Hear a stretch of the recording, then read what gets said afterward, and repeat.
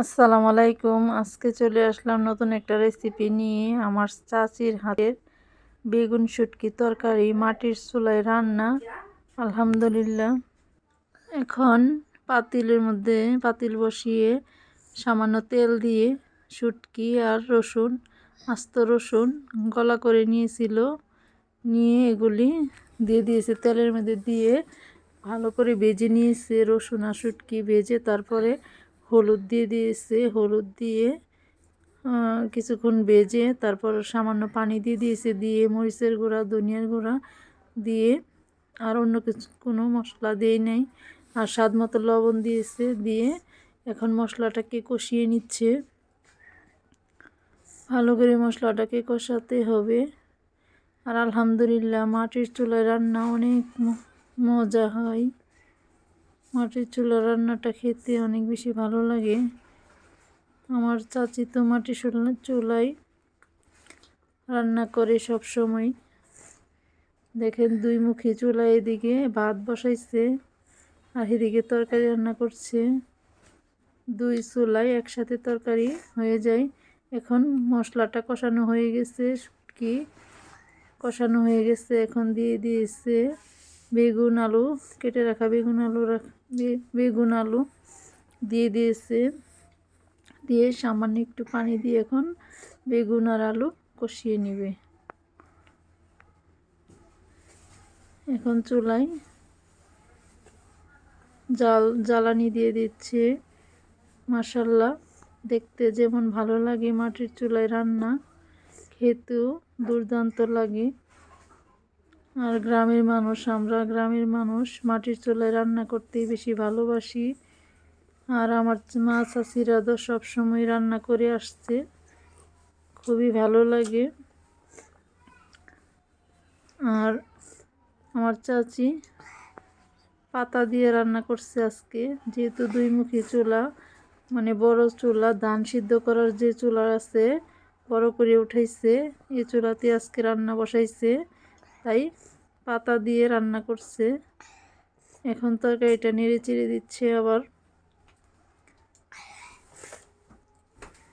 দেখলেই ভালো লাগে। মাশাআল্লাহ, রান্না দুটি একসাথেই হয়ে যাবে। রান্নাটা করে নিচ্ছে। মাটির চুলার রান্নাগুলি খেতে যেমন মজা লাগে আর রান্না করতেও তেমন ভালো লাগে। যাদের মাটির চুলা আছে, গ্রামে থাকে, তারা তো অবশ্যই মাটির চুলায় রান্না করে। আর এখন তরকারি কষানো হয়ে গেছে। এখন পরিমাণ মতো পানি দিয়ে দিচ্ছে, যে বেগুনটা ভালো করে সিদ্ধ হয়ে যায় আর তরকারিটা একদম রান্না হয়ে যায়। এই পানি দিয়েই রান্নাটা করে নেবে। আর এদিক দিয়ে ভাত বলক উঠে গেছে। এখন তরকারিটা ঢাকনা দিয়ে ঢেকে দিয়েছে। আর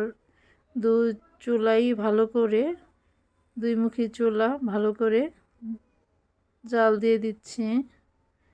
মাশাআল্লাহ, অনেক সুন্দর হয়েছে। আর যারা গ্রামে থাকে, গ্রামের মানুষগুলি এইভাবে মাটির চুলায় রান্না করতেই বেশি পছন্দ করে।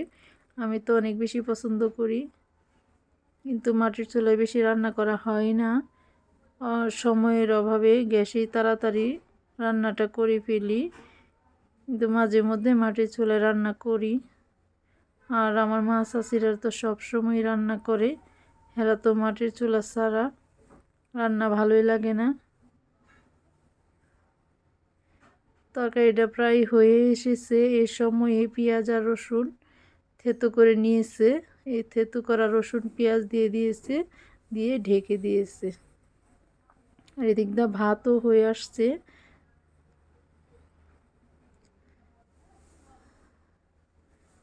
আমার চাচি অনেক সুন্দর করে রান্না করে, একদম পরিপাটি সব সময়। এখন ভাতটা হয়ে গেছে, মাঠটা গেলে নিবে। আর এদিক দিয়ে তরকারিও হয়ে গেছে প্রায়। এখন পেঁয়াজ রসুন দিয়ে যে ঢেকে দিয়েছিল, ঢাকনাটা খুলে তরকারিটা নেড়ে দিয়েছে। দেখেন, অসাধারণ। আর কি সুন্দর একটা স্মেল বেরোইছে, মাশাআল্লাহ, আলহামদুলিল্লাহ, অনেক সুন্দর।